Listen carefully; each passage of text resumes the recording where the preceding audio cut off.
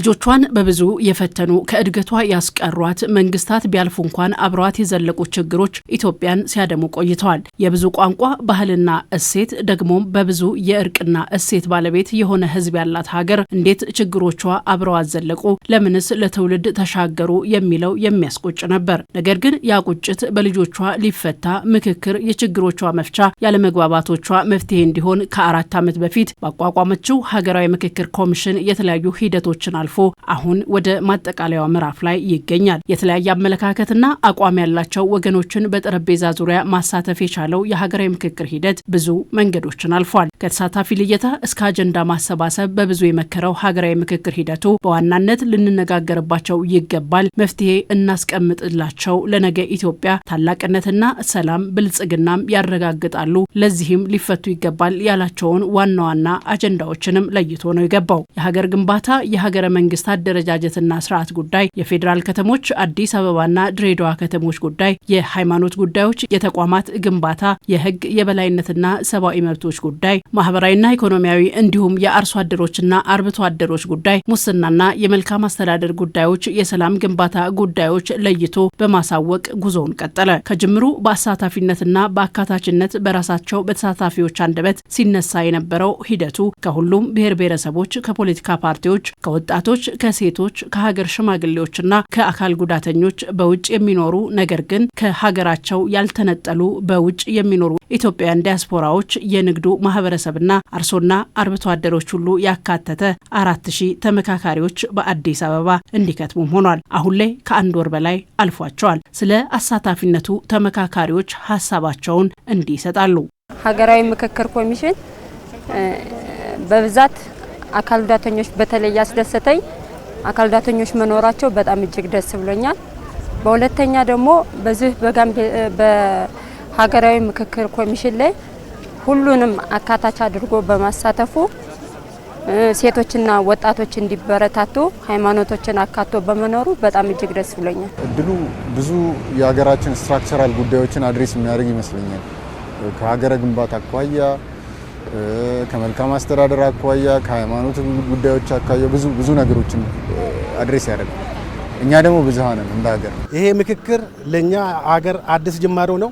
ይህንን አዲስ ጅማሮ ደግሞ በእኛ ላይ የተጀመረው ለመጪው ትውልድ እንዲቀጥልበትና ይሄ በአፍሪካም በኢትዮጵያም የተጀመረው ለወደፊቱ ይሄ ሀገር በህገ መንግስትም ይሁን በተቀምጦ መወያየትም ይሁን ሀገራዊ ምክክር እልባት ያገኛል። ሁሉም የተሳተፉበት የምክክር ሂደቱ ግጭቶችን በሰላም ለመፍታት የሚረዱ የህዝብን አብሮነት የሚያጠናክር ለኢትዮጵያና ለኢትዮጵያውያን አዲስ ታሪክ ሆኖ የሚነገር እድል እንደመሆኑ ተመካካሪዎች በደረሷቸው አጀንዳዎች ላይ በግልጽ በጥልቀት ውይይትና ክርክር ሲያደርጉ የነበሩ ናቸው። ተመካካሪዎቹ ምክክሩ ለበርካታ ዓመታት ኢትዮጵያን በታሪክ በፖለቲካና በመዋቅራዊ ምክንያት የተፈጠሩ የሀሳብ ልዩነቶችን በሰለጠነ መንገድ የመፍታት ጉዞ እንደመሆኑ መጠን አሁን ካለችበት ሁኔታ ወደ ሰላማዊ እድገት ይወስዳታል ያሉትንም ሀሳብ ሲያንሸራሽሩ ሰንብተዋል። ውይይቱ ዘላቂ ሰላም፣ ዲሞክራሲና የጋራ መግባባት ለመፍጠር ያለመ በመሆኑ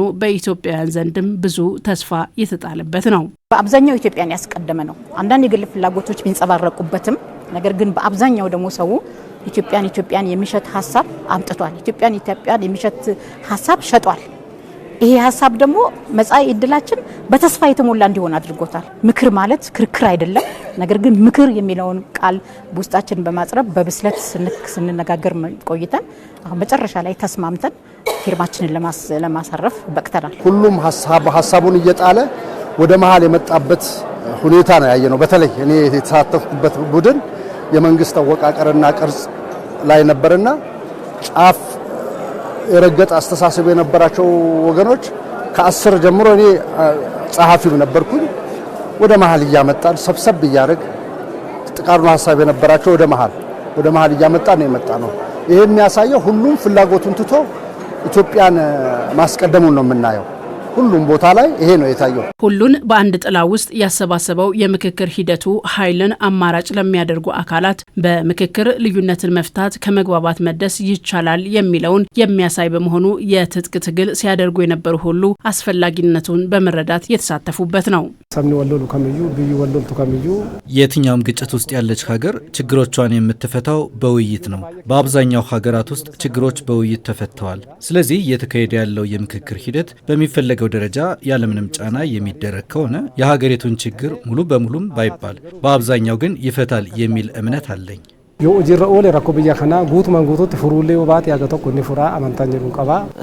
እኔ ትልቅ ተስፋ ነው የምጥልበት። ትልቁ ተስፋ ደግሞ ስለሚመለሱ ጥያቄዎች አይደለም፣ መድረኩ በራሱ መፈጠሩ።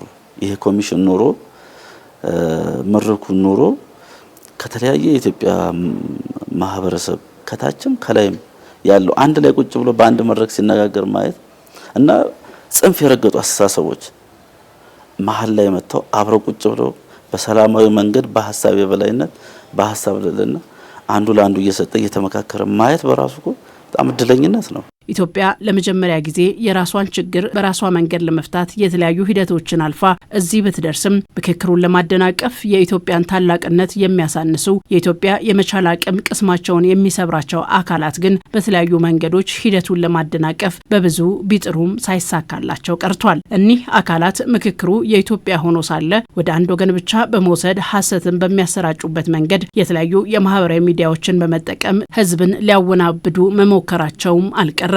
ለዚህ ግን ኢትዮጵያውያን ጆሮም ሆነ ልብ እንዳይሰጡ የሀገራዊ ምክክር ኮሚሽን ሲያሳስብ ቆይቷል። አንዳንድ የተዛቡ መረጃዎችን በመስማት እንዳይወዛገቡና ትክክለኛ የሆኑ ሚዲያዎችንና የኮሚሽኑን መግለጫዎች እንዲከታተሉ ደግሜ አሳስባለሁ። ከመላው ኢትዮጵያ የተውጣጡ ተመካካሪዎች ብዙ ፍጭት ያደረጉበት ለሀገራችን ይጠቅማል ያሉትን ሀሳብ ያዋጡበት ሂደት አሁን ላይ ትልቅ ምዕራፍ ላይ ደርሷል። የሁሉንም የስምንቱንም ቡድን አጀንዳ አጠናክሮ ማቅረብ ጥንቃቄ የሚፈልግ ስራ እንደመሆኑ ጊዜ ትንሽ ፈጅቷል። እስከ ትናንት ማታ ድረስ ሲሰሩ ቆይተው አንድ ወጥ የሆነ ሰነድ በስምንቱም አጀንዳዎች ምክረ ሀሳብ ላይ አውጥተዋል አዘጋጅተው።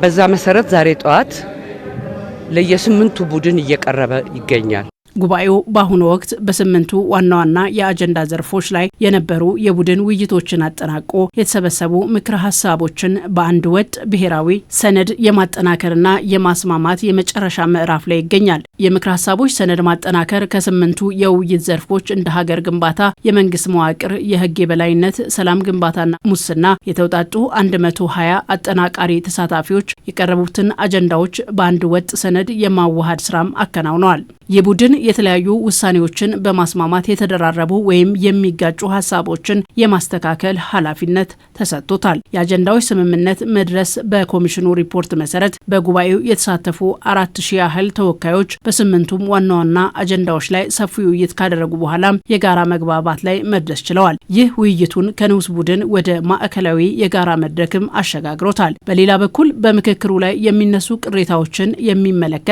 ልዩ ኮሚቴ የተቋቋመ ሲሆን በተጨማሪም በምክክር ሂደቱ ላይ ከተለያዩ ወገኖች የሚነሱ ቅሬታዎችንና አቤቱታዎችን መርምሮ ውሳኔ የሚሰጥ ልዩ የቅሬታ አፈታት ኮሚቴም ተቋቁሞ በስራ ላይ ይገኛል። ምክክሩ መካሄዱ በዋናነት ኢትዮጵያውያን በራሳቸው ችግራቸውን በጠረጴዛ ዙሪያ ሀሳብን ብቻ በመለዋወጥ ለመፍታት መቀመጣቸው ትልቅ ድል ሲሆን ከመግባባት መድረስ ደግሞ ዘርፈ ብዙ ጥቅሞችን የሚያስገኝ ነው። ከ4 ዓመታት በፊት ገለልተኛ ሆኖ የተቋቋመው ሀገራዊ ምክክር ኮሚሽን ሲያስተባብረው የነበረው የምክክር ጉባኤ ሂደቱ ሊጠናቀቅ አሁን ላይ ተቃርቧል። በኢትዮጵያ ታሪክ ታይቶ የማያቅ የግራስሩት የኤሊት ባርጌን የኤሊት ዲስከሽን ሳይሆን በግራስሩት ያሉ ዜጎች ስለ ጉዳያቸው በነጻነት የሚወያዩበትና አጀንዳ የሚሰጡበትን መድረክ ፈጥረዋል። ይህንን ሂደት ባናራክሰው ጥሩ ይሆናል። ብዙ ጉዳዮች የመጡበትና ለኢትዮጵያም የሚጠቅም ስለሆነ